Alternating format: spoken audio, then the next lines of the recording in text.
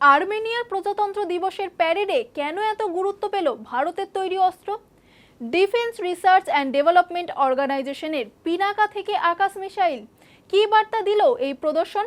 চলুন জেনে নেই ভারত আর্মেনিয়া প্রতিরক্ষা সম্পর্কে নতুন এই সমীকরণ।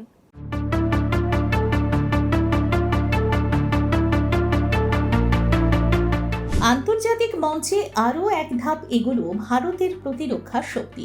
আমেরিকার প্রজাতন্ত্র দিবসের সামরিক প্যারেডে এবার নজর কাড়ল ভারতীয় তৈরি অত্যাধুনিক অস্ত্র ব্যবস্থা। এই প্যারেডে প্রদর্শিত হয়েছে ভারতের তৈরি পিনাকা রকেট লঞ্চার, আকাশ 1 S air defence system, ATAGS artillery গান এবং MARG 155 ট্রাক মাউন্টেড হাউটজার। এইসব অস্ত্র ব্যবস্থায় ভারতের প্রতিরক্ষা প্রযুক্তির শক্তি তুলে ধরেছে আন্তর্জাতিক স্তরে।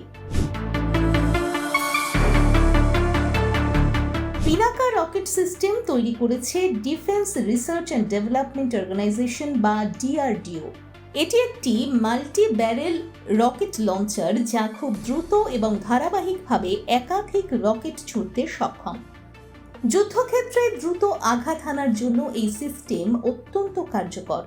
আকাশ 1 এস একটি আধুনিক এয়ার ডিফেন্স সিস্টেম যা আকাশপথে আসা হুমকি প্রতিহত করতে পারে। অন্যদিকে ATAGS একটি উন্নত আর্টিলারি গান যা দূরপাল্লায় নিখুঁত আঘাত করতে সক্ষম। MARG 155 একটি মোবাইল হাউটজার যা দ্রুত স্থান পরিবর্তন করে আক্রমণ চালাতে পারে। বিশেষজ্ঞদের মতে আর্মেনিয়ার এই প্রদর্শন স্পষ্ট করে দিচ্ছে যে ভারতের সঙ্গে তাদের প্রতিরক্ষা সম্পর্ক আরও গভীর হচ্ছে। সাম্প্রতিক সময়ে ভারত থেকে বিভিন্ন প্রতিরক্ষা সরঞ্জাম কিনছে আর্মেনিয়া, যা দুই দেশের মধ্যেই কৌশলগত সহযোগিতা বাড়াচ্ছে। ভারত সরকারও এখন প্রতিরক্ষা রপ্তানির উপর জোর দিচ্ছে। মেক ইন ইন্ডিয়ার উদ্যোগের অংশ হিসেবে দেশীয় প্রযুক্তিতে তৈরি অস্ত্র বিশ্ববাজারে তুলে ধরার চেষ্টা চলছে। তাই বলাই চলে আর্মেনিয়ার প্রজাতন্ত্র দিবসে প্যারেডে ভারতীয় অস্ত্রের উপস্থিতি শুধু প্রদর্শন নয়, বরং ভারতের বাড়তে থাকা প্রতিরক্ষা শক্তি এবং আন্তর্জাতিক গ্রহণযোগ্যতার বড় প্রমাণ।